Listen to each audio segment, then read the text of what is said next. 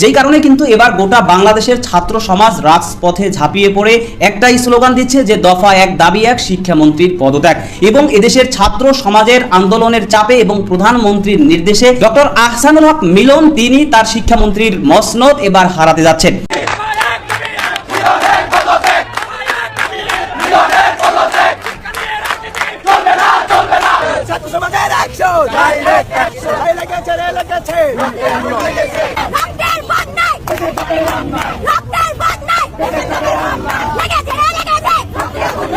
ব্যর্থ অলস মন্ত্রীদের গত 5 মাসের প্রতিদিনের আমলনামা এখন সরাসরি প্রধানমন্ত্রী তারেক রহমানের টেবিলের উপর। তিনি নিজেই হাতে নিয়েছেন ব্যর্থ মন্ত্রীদের ডানা ছাটার নির্মম রাজনৈতিক চাবুক। গতকাল দুপুর পর্যন্ত যে মানুষটার অহংকার আর ঘাটটারামিতে পা মাটিতে পড়ছিল না, আজ হঠাৎ করে তার গলা এতটাই নরম হয়ে গেল কিভাবে? কিন্তু মাত্র 24 ঘন্টার নোটিশে সেই ফার্মের মুরগিদের কাছে রীতিমতো স্যারেন্ডার করতে বাধ্য হলেন তিনি।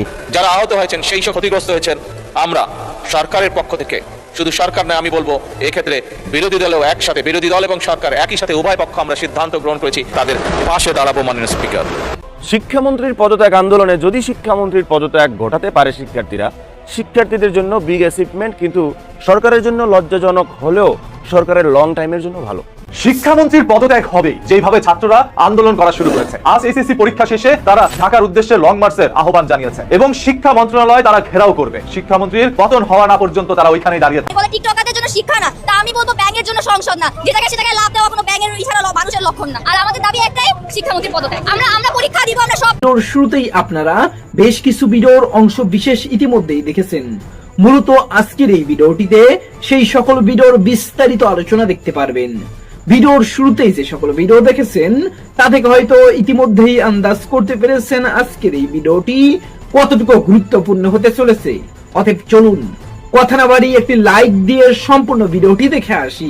গতকাল দুপুর পর্যন্ত যে মানুষটার অহংকার আর ঘাটটারামিতে পা মাটিতে পড়ছিল না, আজ হঠাৎ করে তার গলা এতটাই নরম হয়ে গেল কিভাবে? ফিজিক্স পরীক্ষার রুটিন পেছানো তো দূরের কথা, উল্টো ছাত্রছাত্রীদের ফার্মের মুরগি বলে চরম তাচ্ছিল্য করেছিলেন শিক্ষামন্ত্রী এহসানুল হক মিলন। কিন্তু মাত্র 24 ঘন্টার নোটিশে সেই ফার্মের মুরগিদের কাছে রীতিমতো স্যারেন্ডার করতে বাধ্য হলেন তিনি। সংসদে দাঁড়িয়ে প্রকাশ্যে ক্ষমা চাওয়া থেকে শুরু করে ফিজিক্সে ভুল প্রশ্নের জন্য ফুল মার্কস দেওয়ার ঘোষণাও চলে এলো। কিন্তু পেছনে কি এমন ঘটল যে এক রাতেই ঘাটতেরা মিলন একদম সোজা হয়ে গেলেন?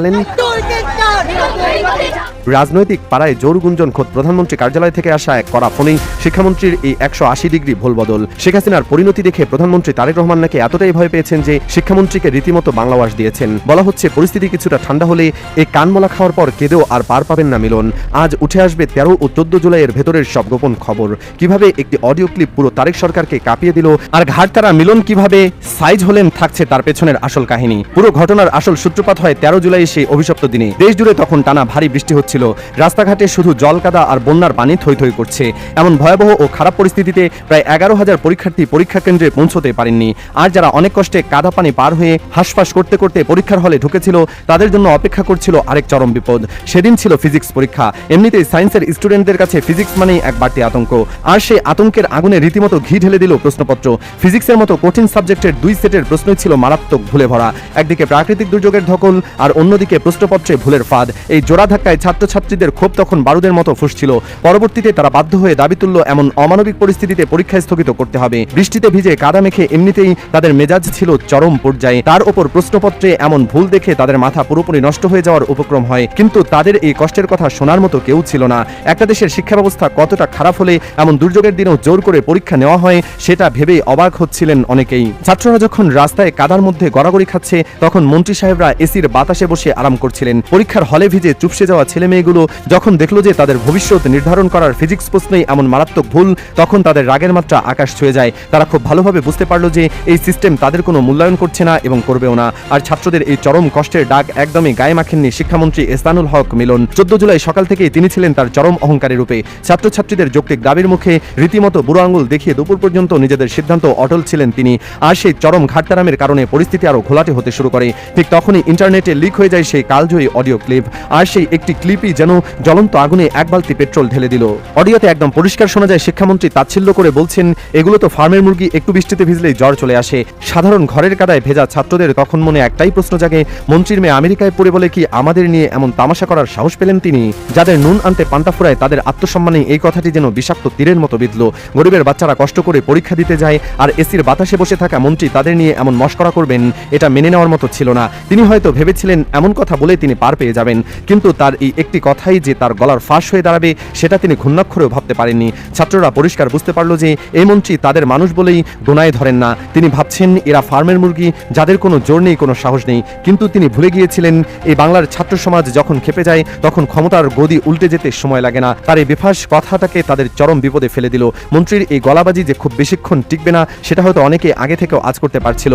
অপমানিত শিক্ষার্থীরা এরপর আর ঘরে বসে থাকেননি। অডিও ভাইরাল হয় 14 জুলাই দুপুর থেকে শুরু হয় আসল খেলা। সায়েন্স ল্যাব, শাহবাগ, উত্তরা সহ ঢাকার সমস্ত প্রধান রাস্তাঘাট বন্ধ করে রাজপথে নেমে আসে ক্ষুব্ধ ছাত্র সমাজ। দুপুর থেকে শুরু হয় একদম রাত 10টা পর্যন্ত চলে এই অবস্থান কর্মসূচি। তাদের টানা তাণ্ডবে পুরো ঢাকা শহর যেন স্থবির হয়ে পড়ে। তখন সবার মুখে একটাই স্লোগান, তুমি কে আমি কে, ফার্মের মুরগি। কে বলেছে শিক্ষামন্ত্রী। এমনকি রাজপথের এই আগুনে মুহূর্তের মধ্যে ইন্টারনেটও ছড়িয়ে পড়ে আর জন্ম নেয় বয়লার চিকেন পার্টি নামের এক বিশাল ফেসবুক পেজ।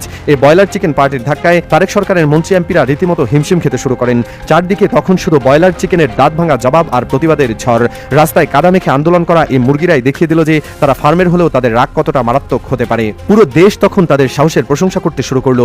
সোশ্যাল মিডিয়া থেকে শুরু করে চায়ের দোকান, সব জায়গায় শুধু একটাই আলোচনা, কিভাবে একজন মন্ত্রী এত বড় বোকামি করতে পারলেন। এই বয়লার চিকেন পার্টি কোনো সাধারণ পেজ ছিল না, এটা ছিল লাখো ছাত্রের ক্ষোভের আগুন। তারা প্রমাণ করে দিল যে ডিজিটাল যুগে বসে কাউকে ছোট করে কথা বললে তার ফলাফল কত দ্রুত আর কত ভয়ঙ্করভাবে ফিরে আসে। ঢাকার রাস্তায় যখন স্লোগানে কাঁপছে তখন মন্ত্রীর অহংকার যেন একটু একটু করে পড়তে শুরু করেছে। তারা বুঝতে পারছিল এই বয়লার চিকেন পার্টি তাদের এমনভাবে নাড়িয়ে ছাড়ছে যা আগে কেউ কখনো দেখেনি। ছাত্রদের এই ক্ষোভের মুখে পড়ে সরকারের ভিত রীতিমতো নড়বড়ে হয়ে ওঠে। ছাত্রদের এই ভয়ঙ্কর রূপ আর স্লোগান মুহূর্তের মধ্যে মনে করিয়ে দেয় 2026 সালের সেই জুলাই মাসের কথা। শেখ হাসিনার সেই এক রাজাকার মন্তব্যের পরিণতি কতটা ভয়াবহ ছিল তার সবারই জানা। ক্ষমতা আর অহংকারের পতন কিভাবে ঘটেছিল সেই স্মৃতি এখনও তরতাজা। পরিস্থিতি বেগতিক দেখে প্রধানমন্ত্রী তারেক রহমান রীতিমতো ভয় পেয়ে যান, কারণ তিনি খুব ভালো করেই জানেন এই ছাত্রদের সাথে লাগতে গেলে তার নতুন সরকারের গদিও আর আস্ত থাকবে না। এমনিতেই বলা বলি হচ্ছে আগের হাসিনা সরকার তো অন্তত দেশ ছেড়ে পালানোর একটু সময় পেয়েছিল, কিন্তু এরা হয়তো সেই পালানোর পথটাও খুঁজে পাবে না। আর এতেই চোখের সামনে অন্ধকার দেখতে শুরু করেন তারেক সরকার।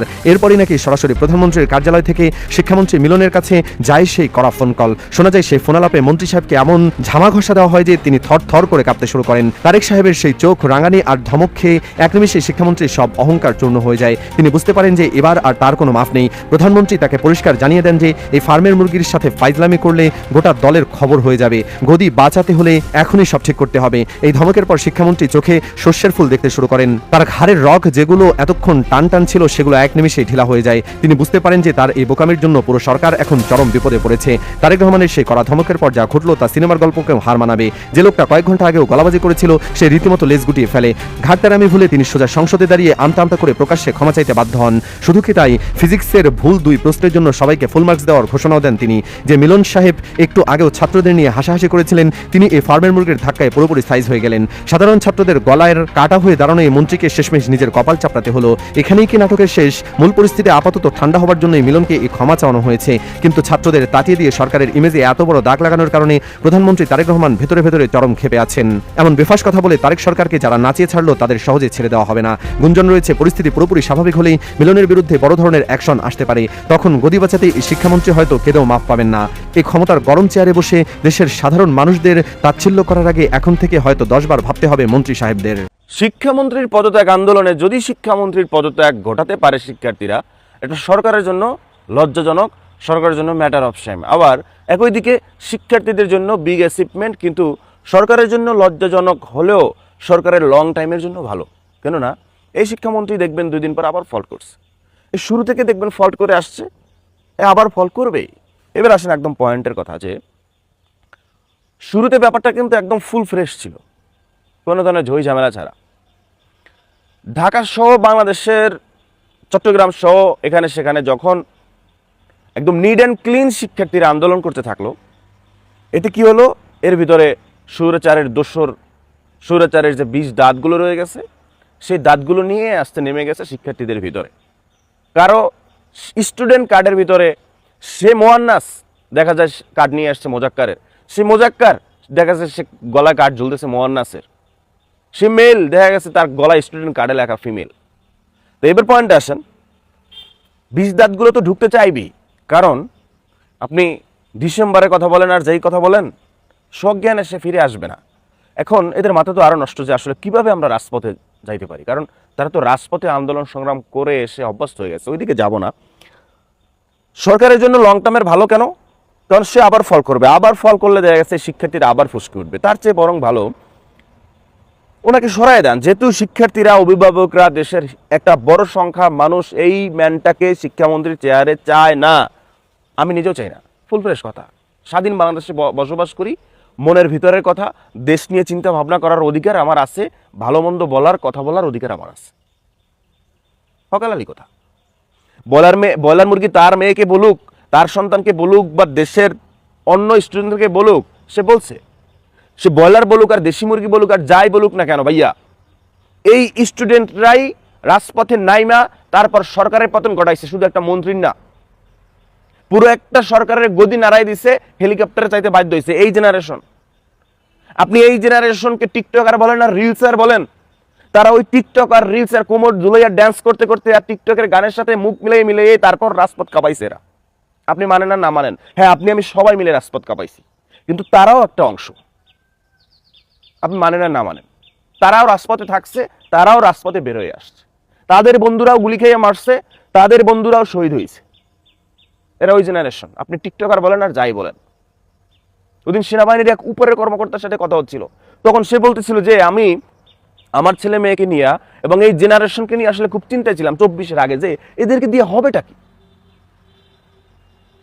এদের ঢাকা ক্যান্টনমেন্টের এক উপরের লেভেলের সেনাবাহিনী, উপরের র্যাঙ্কের, যে এদেরকে দিয়ে হবেটা কি, এরা সারাক্ষণ গেম খেলে আসক্ত, সারাক্ষণ মোবাইল দেখে আসক্ত, এদের দিয়ে হবেটা কি। কিন্তু 24-এ এসে বুঝলাম যে এদের দেওয়া হয়েছে।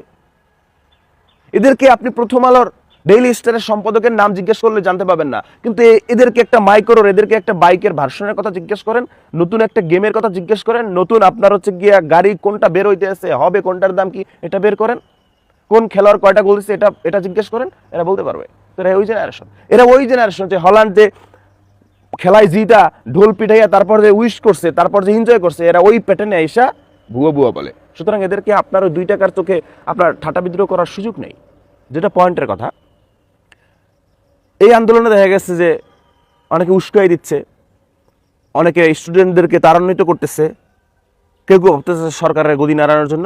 একটা স্টুডেন্ট তো বলেই ফেলছে যে এখন আর কোনো মন্ত্রীর পতন টতন হবে না, এখন সরকারের পতন হবে।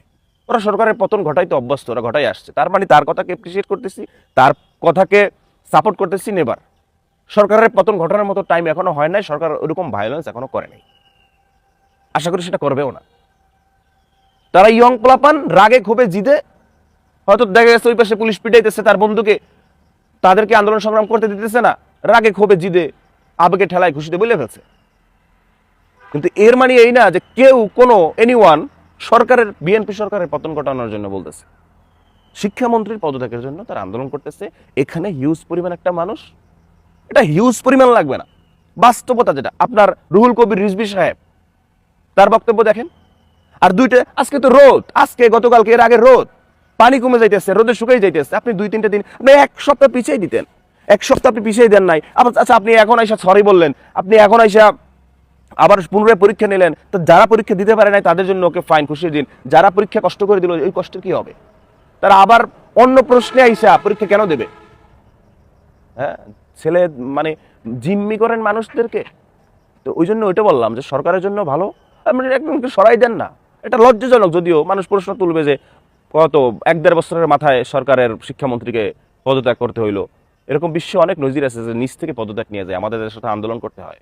আমাদের দেশে চেয়ারে বসতে তো লজ্জা শরম আর কাজ করে না, বুঝলেন না, গন্ডারের চামড়া হয়ে যায়। কে কি বললো ওগুলো ব্যাপার নাই, আমি আমার মাথা দিয়ে ঠেলবো।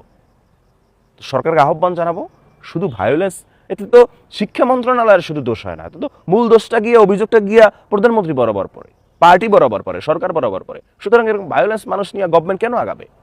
বেটারের চেয়ে বেটার আছে তো, গুড বেস্ট বেটার আছে তো, ভালোর চেয়ে ভালো আছে তো। অন্যত্র মানুষ দেখেন না, স্টুডেন্টদের চাহিদাও মিটলো, রাস্তাঘাটে স্বৈরাচারও বের হয়ে আসার সুযোগ পাইল না, বিষদার দিয়ে কামড় দেওয়ার জন্য, ভায়োলেন্স হলো না, জনদুর্ভোগ হলো না, সব দিক ঠিকঠাক হলো। মানুষটাকে সরাই দেন, সবাই যেহেতু চাচ্ছে।